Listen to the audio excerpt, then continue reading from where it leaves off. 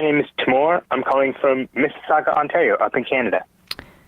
Ontario. Okay. So are you calling by any chance about the expulsion of that woman, Sarah Jama?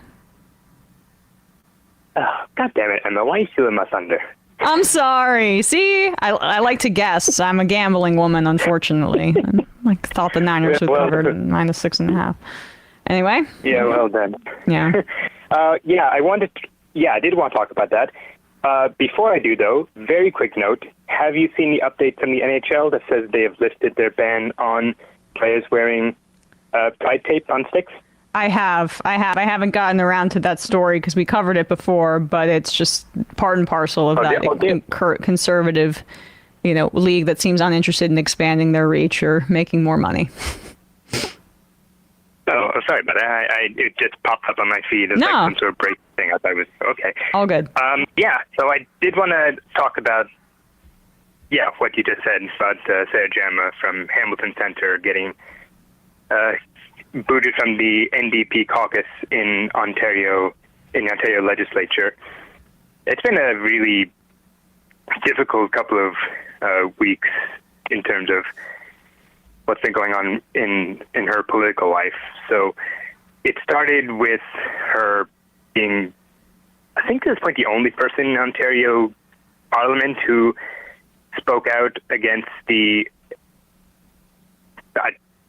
I dare say the beginning. Let's be honest. It's just a chapter of what has been an ongoing saga. But right. Since the last 2 weeks, she made a statement in support of the Palestinians. She did condemn Hamas, of course, but also said, what's happening afterward is wrong. And then the Premier, Doug Ford, made a statement condemning what she had said. I did mention this in I Am on Friday. I don't know if you remember. He said a bunch of things that were frankly very reprehensible in terms of, just stock her supporting, being anti-Semitic just because she supports Palestinians. Just ridiculous. Right. But her leader, Mayor Stiles, had offered, she didn't really support what she said, but she didn't condemn them. I said, gave very lukewarm support. But now it's completely ice cold because she's been kicked out of the party. She's now, this happened yesterday, she's now an independent. And there was also a motion put forth by Doug Ford yesterday before that happened I think it was put forth last week, but it passed yesterday, to have her censored in the House, as in she cannot take part in question time discussions, debates, that sort of thing, cannot speak in the House.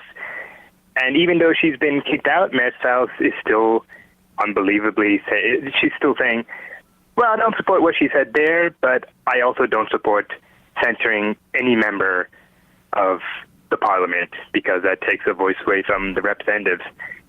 But she's also, censoring Sarah Jama herself by kicking her out of the NDP. So, for all the goodwill that Stiles has been trying to muster in the last few months in challenging Doug Ford over his various scandals in the last little while with regards to trying to build houses in the Greenbelt and encroach on protected land and various anti-environmental acts, I would say Mayor Stiles has lost any moral high ground for this, and F her. And I voted liberal on multiple occasions in my young adult life. The last year's election, it was the first time I voted for, I don't live in Hamilton, by the way, I live in Mississauga, about an hour away, but I voted for the NDP nominee. Didn't win. The Conservative incumbent won. Indeed, all 6 Conservative incumbents in Mississauga won. I'm very upset about that. But for this, I know no one in the NDP is listening to this, but I just want to say, screw you. As long as Matt South's the leader, I'm not voting for you again, because this is just atrocious. It's atrocious, and it's another example, in Canada and in the United States, of non-white, black or brown voices being silenced in favor of what is supposedly an anti-bigotry move by these censorious lawmakers, right? You're an anti-Semite. Yeah. You're speaking out against it's Corbyn all over again. I mean, yeah, right. But with Corbyn, you know, it's less flagrant when you see it, especially in the U.S. too, when, you know, it's done to Ilhan Omar, who covers her hair, right, and is Muslim, or a Palestinian woman, American woman like Rashida Tlaib, because it underscores, I think, like not just the silencing of debate like it happened with Corbyn and the covering up of Israel's crimes, but the racism that is deeply beneath that impulse to shut down the conversation. Yeah, and it's just even more disgraceful, the fact that, as you say, it's about, you know, this Sarah Jama, very extraordinary person. Apart from being a black Muslim, she's previously been a disability advocate, housing activist, you know, won the by-election in March, probably against all odds, given that kind of background.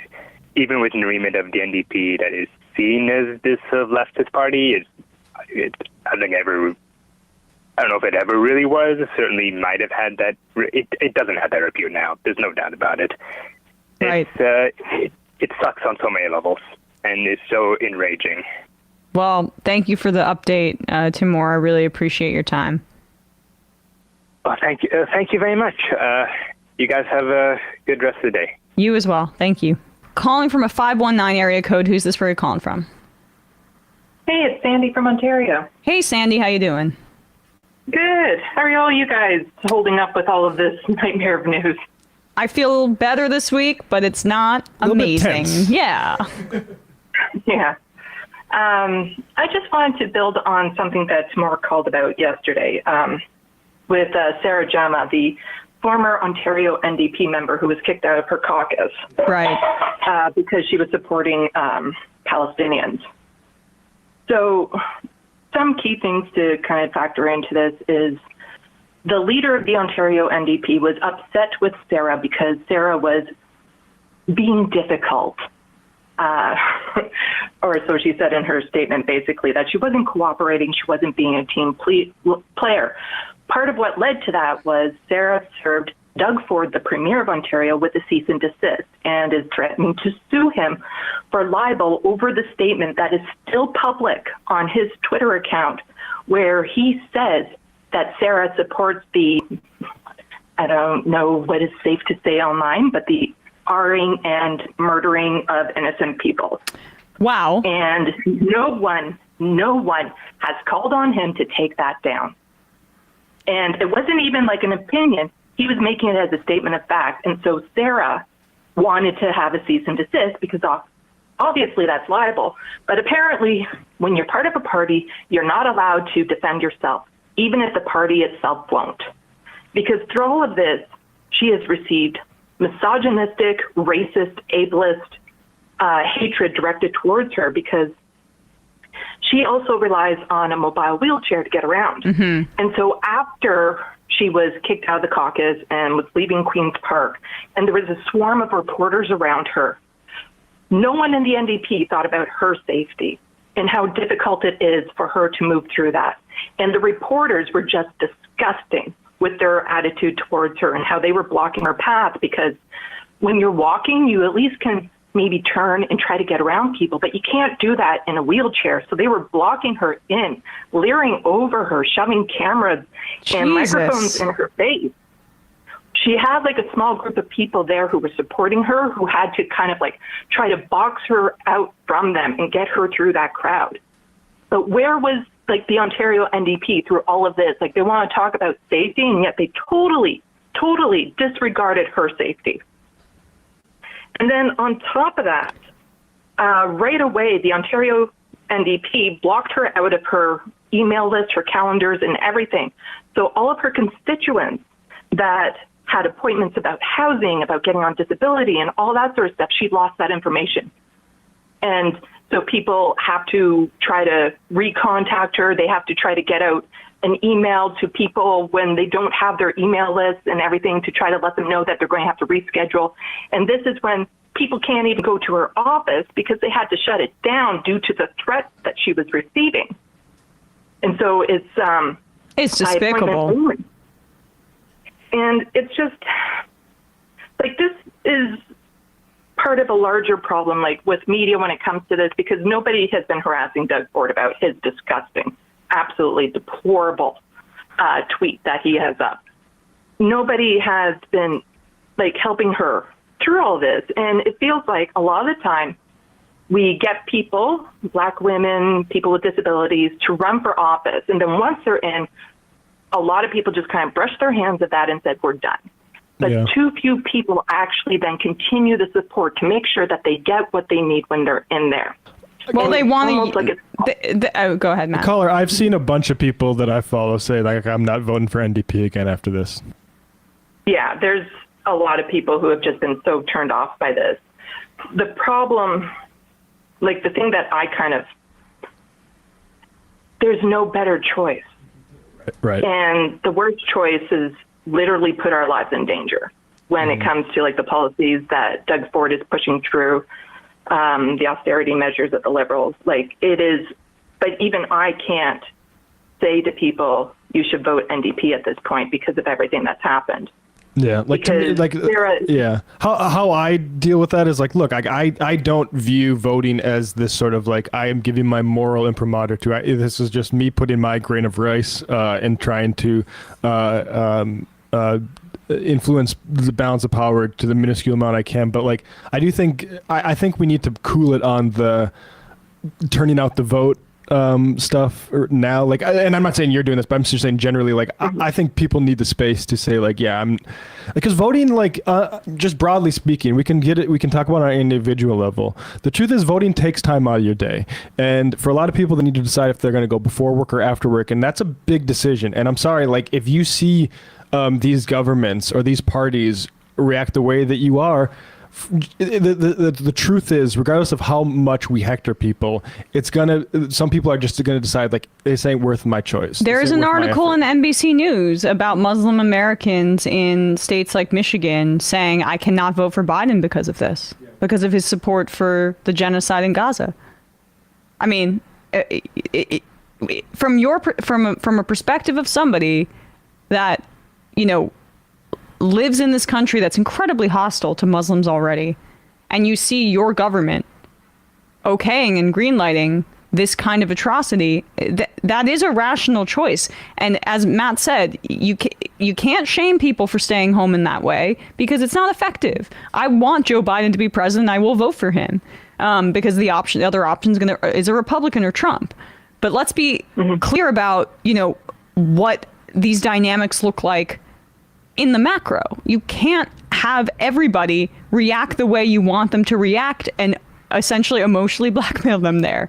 That is a rational response. And to your point, Sandy, earlier, it is disheartening to see you have these progressive lawmakers, women of color, and seeing this in the United States, and then obviously Sarah Jama in Canada, where the parties that represent that they are a part of are more than willing to use their experiences as women of color, or in Sarah's instance as a disability rights advocate, for branding purposes, for like what they want the vision of the party to look like. But when it comes down to their lived experience translating to what they advocate for when they are in power, time to censure, time to ridicule, or at the very least leave them on their own, as Hakeem Jeffries is doing for Rashida Tlaib and Ilhan Omar.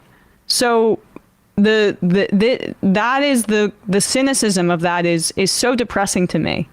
Yeah, like I totally agree. Like for the past longest time, I've only ever seen elections as harm reduction, but at this point, I can't even claim that. And I've always encouraged people, like in between elections, like especially here in Canada, since our election cycles are so short, people plug in for that short 3-month period once every 4 years for their election, and then they don't pay attention to it any other time of the year. And I've really encouraged people, like, you need to get out, you need to get involved, especially get involved with municipal politics, because that's where you have the biggest opportunity to actually make change. But one of the things, as somebody who lives with disabilities runs into, when it comes to making our voice heard, we can't go on strike. We can't, bring a lot of attention to it, because we're already invisible in society. Like, if we go on strike, what's going to happen? Nothing. And a lot of people are actually not able to hit the streets, to go out, to do this stuff because of whichever disability they may have. And so it's really, when we finally get somebody in Parliament who understands this and just see how so horrendously she was treated, is very, like, a lot of people have been triggered by this. A lot of people with disabilities, a lot of Black women, a lot of Muslim women. Sarah is, like, she's also under 30 and has had to go through all of this already. But, the thing, she is just amazing, because after she got kicked out of her party and everything, her initial statement that she released on October 10th, she pinned it to the top of her Twitter account. And, she is just an amazing bright light. And I think a lot of people lost hope when they saw her, the way she was treated, and get kicked out, thinking that there's no way to change the system from within, which is, to some extent that has always been the case, but people are just becoming aware of it now. Yeah, I think it's like, this is, there is an alarm by the system that it might be changed from within, is the optimistic read. And you see this, the attempts here to go after Tlaib and Omar. Jeremy Corbyn, the UK Labour Party, absolutely just completely purged its left wing, like people who have a conscience from that party, by smearing Jeremy Corbyn as anti-Semitic. Like, this is a tool used by reactionaries, including pro-Israel ones, but like we see in the spending on AIPAC here domestically, like, it's not just Israel-related issues that they that motivate them to spend against people. Even if you duck your head but support progressive policies, they might support a contender for you. And we need, this is why this is all hands on deck issue, because this is Israel. We see this, like, it's not freelancing right now.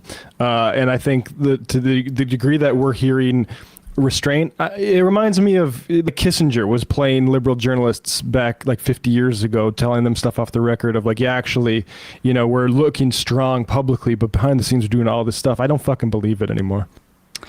Sandy, gotta let you go, but thank you so much for calling in. Yeah.